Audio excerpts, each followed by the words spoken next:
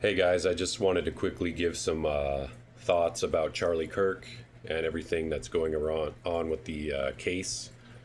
There's a lot of talk about the method that was used to take him out. The official government position is that Tyler Robinson took him out with a 30-06 rifle. So we're just going to quickly show the visual about how ridiculous that idea is and show an alternative theory that makes a lot more sense based on the video evidence.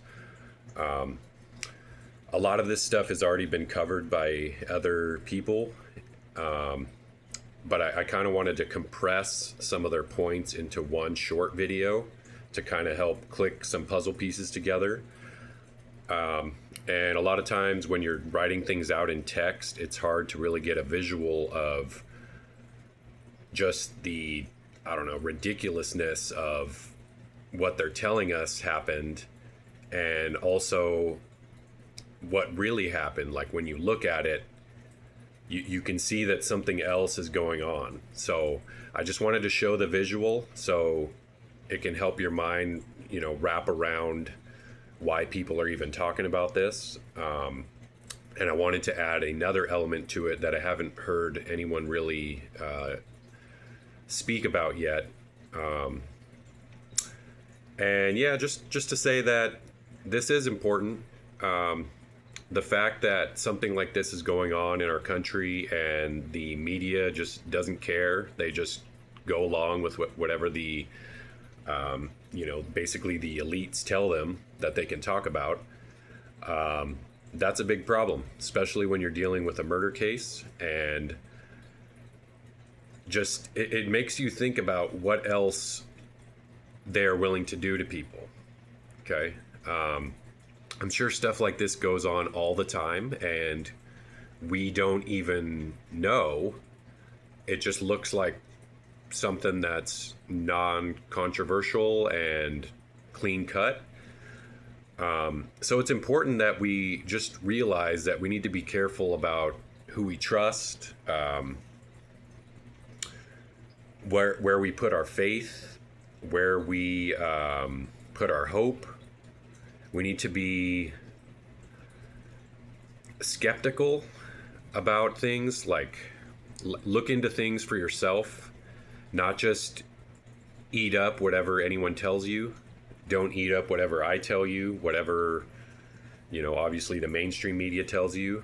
Don't put your faith in anyone who's been right before, because they can be wrong. People make mistakes. They miss information. Sometimes people used to be good actors and then they turn and then they become, terrible people.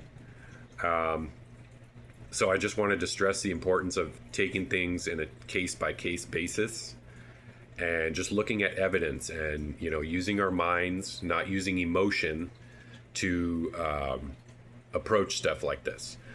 So first I'm going to start off with the 30-06 rifle that they said took out Charlie. Every time people go and make videos with the 30-06, doesn't matter what bullet they use, and they'll do it from various distances. Charlie was supposedly taken out from about, it was between 120 and 140 yards away. So people have done tests from that distance or greater. The 30-06 travels at an average of 2,800 feet per second. And they said that Tyler Robinson took him out from about 120 yards. That's, 360 feet. So that's nothing. The damage would have been massive and extremely traumatizing to everyone there. The damage that did happen was traumatizing. There was blood, and then obviously they saw someone die. So I'm not making light of that, but when you see what would have really happened if it was the rifle that they said, it really makes you think. And I tend to side with what a lot of people are thinking, is that his microphone exploded and they wanted it to explode on his chest and create a lot of blood on his chest and a big wound there. But it didn't function the way that they thought it would. So his little clip-on microphone was clipped on his right side, and when he got shot, you can see the energy and his shirt travel from the microphone to exactly where his wound ended up, which was right here, okay? And I'm going to show you that. That doesn't make any sense. And then you can also see just the way his body moves does not line up with where the energy would have been coming from the supposed bullet. So first, let's take a look at what the 30-06 can do, and then we'll look at the microphone. So here's Ian Carroll talking about this. He did a good job breaking down the ballistics. And then also Nate from Valhalla's YouTube channel, he's talking about this as well. He's a Green Beret. So let's take a look.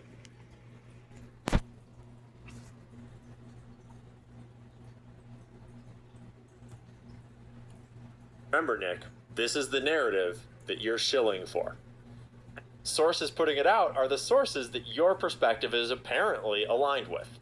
I'm not saying you need to believe what I believe. I'm definitely not saying you need to agree with Candace Owens. And you're going to notice as you watch this video that none of the evidence I'm going to present is Candace Owens saying things. And I would say with Ian Carroll, where's the evidence? What even is that? Sit tight. We got it coming here for you, bud. So, let's start with the gunshot. His head fell off. I want to remind us all that at the actual scene of the actual crime, there was no exit wound. There was no blood splattered across the white backdrop. Nothing. And the round enters and just absolutely goes through the roast, through the bone of the roast, through the back of the roast, through the Oriented strand board. So if this 30-06 had hit Charlie in the neck the way we're told, it still could have gone through a concrete wall behind him and hit someone on the other side of the concrete wall. That was 3/8 inch. Clean through 1/4 inch steel. Clean through 3/8 inch steel and 1/2 inch steel. Almost, or actually it potentially did actually blow out the side of that. So,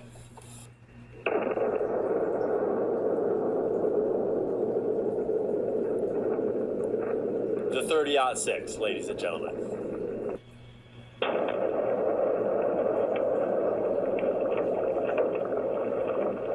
Did you see the spine fly out the back of his neck? Is it possible that a 30-06 round was stopped by Charlie's neck vertebrae? No, it's not. There's a 0% chance of that happening. I'm not sure you know the information on this case, Nick. Because if you did, you wouldn't have stuck your neck out like this on a retarded take like this. Because it was just a bad move. It was dumb. People want to point out, oh, well, he was leaning in the other direction. He wasn't leaning in the other direction.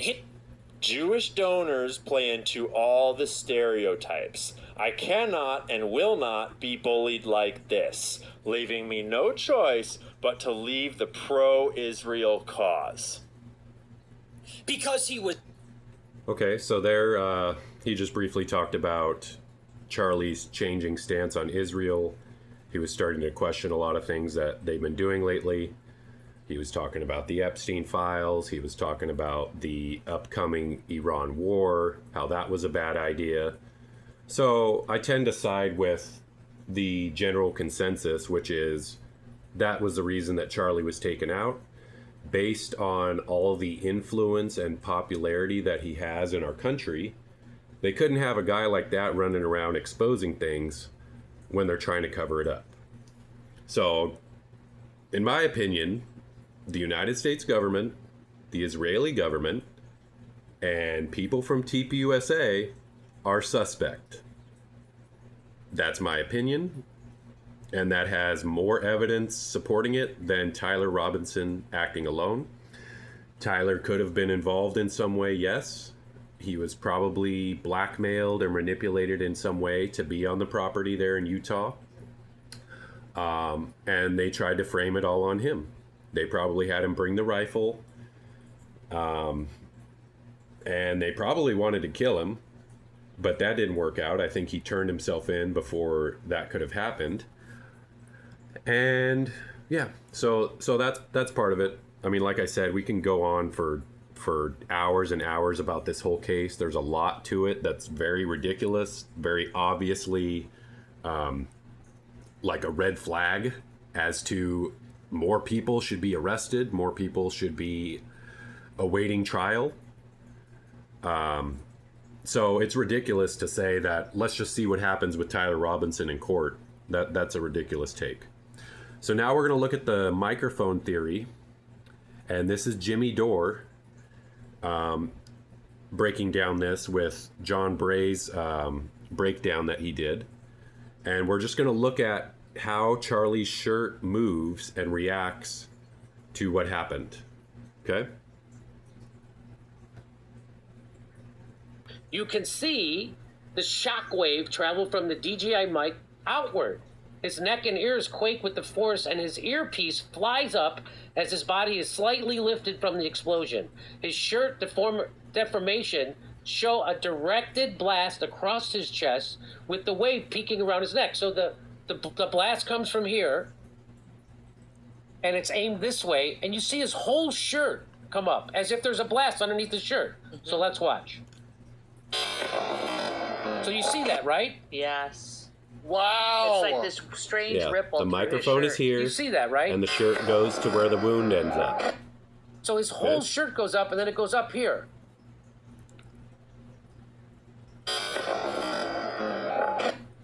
So it's also a very, very compelling argument that it was his microphone pack underneath his shirt that blew up. As the shockwave travels across his body, the magnetic clasp is flung across his body. In just a few frames, it disappears into his neck. The wound that appears is the same size as the clasp and displays flow patterns of a low velocity impact. So he's saying, so the right here, it blows up. This thing then flies across his shirt and hits him in the neck. Very compelling. Very compelling. So we've seen this. I've seen many different videos talk about that thing and how his shirt went up and how this thing travels. And it looks like it's going right towards his neck. Look at how high his t-shirt is over here. For all those things shown on the multiple camera angles, we don't see any indicators of high velocity impacts. We see a tremendous amount of energy expelled in an instant, but none of the evidence shows any high velocity splatter. However, a rifle was shot. So this would be a high velocity blood spatter. He put a shaped charge. This is what a shaped charge is. Enough to penetrate the skull. Little bang is enough to penetrate the skull and destroy the contents. Boom, a little bang. So that's what they're talking about, and that's what they're talking about here, the spoiler. A mag clip spoiled a clandestine assassination of a prominent political figure. This is the object that struck his neck, a shaped charge hidden in the battery of a Rode Wireless Pro transmitter, detonated and sent the magnetic clasp flying into his neck. That's what he's saying. This is his idea. What do you mean it spoiled it?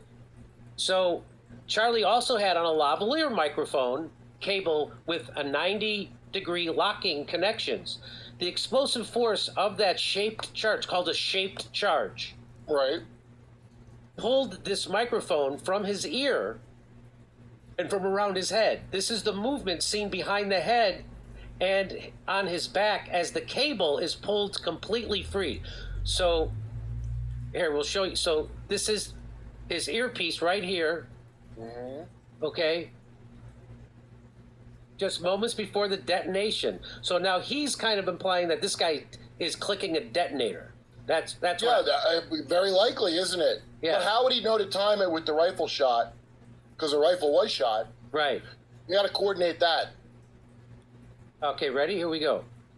Well, what? Remember all those guys giving those third baseman hand signals? Yes. Wasn't that okay? Do it. That could be. I'm just saying that could be.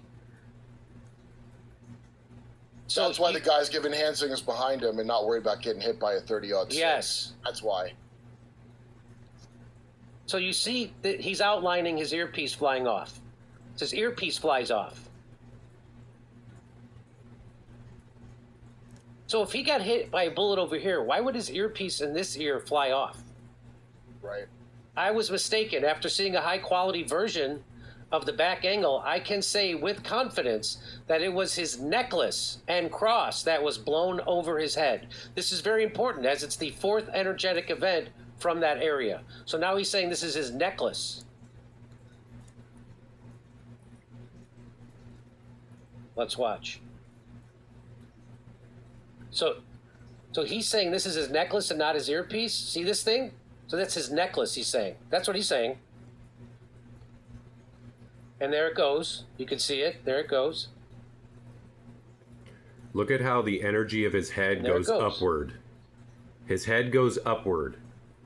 So the first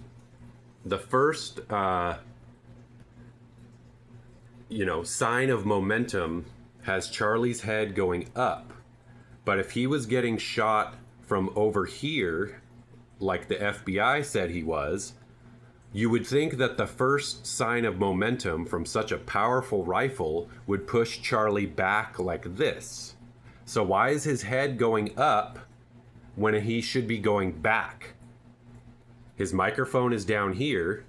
If it explodes, you're going to have energy going upwards, and his head goes upwards. So what makes sense to you? And then also regarding the necklace, people were saying like, oh, well, the necklace could have broken because cavitation. And cavitation is basically when something gets shot, all the fluid, like your head is full of fluid, expands from just the impact and all that energy just pushing outwards. And they're trying to say that the necklace basically snapped from the expansion of Charlie's head, snapped the necklace. But one thing I want to say is that can't work. If the cavitation was so extreme that it snapped a necklace, his head would have been more damaged. Like, not to be too graphic, but like there would have been like more explosion in his neck area, because just the expansion is so great that it's going to snap a necklace. I mean, necklaces aren't like choked tight around your neck. They're a little bit loose. So the cavitation would have been extreme to snap a necklace. So to me, the logical conclusion would be an exploding microphone would snap the necklace because a microphone is right next to the necklace. If Charlie's getting shot right here, why is that going to snap a necklace? The only answer you would be able to give would be the cavitation, but like I said, there's no way the cavitation was that great to snap a necklace. Okay? Charlie just had a little wound right here, and yeah, it poured out a lot of blood, but it was just a little wound right here. And like we reviewed earlier, look how all those pieces of meat and those ballistic dummies just got absolutely obliterated by the 30-06. So this is the problem, is this just the simple crime itself, the event that took him out is just laughable that they would say it's a 30-06. And the problem is all the people that are, just saying it was Tyler Robinson and he acted alone are from the government. They're pro-Israel people. They're people that work with Charlie at Turning Point USA. They're totally fine with everything that happened. Why are they the ones that don't have any questions, and all of us are the ones that are like, what's going on here? This makes no sense. You have no problem with this? Like, this is absolutely ridiculous. So you guys are suspect number one. I'm sorry, but until you present a story that's believable, we don't believe you. So you can try to, you got all this money, you got a hold of the media, you think you can just manipulate reality however you want. That's not how reality works. That's not how God works. You thought that you could take him out because he spoke about the Epstein files and he didn't want the Iran war to happen. He was talking about a lot of things that made a lot of sense to people. So you thought that you could take him out and that would solve the problem. But it didn't work out that way, because now there's thousands of people that have woken up. They're starting to see things and notice things that they didn't notice before, that happened in the past, that happened to Charlie, that have happened since Charlie was taken out. So your plan failed. That's why you don't mess around with stuff like this. That's why you don't assassinate people. Okay? So I'll just go ahead and let Will Ferrell just go ahead and end my video for me. Okay?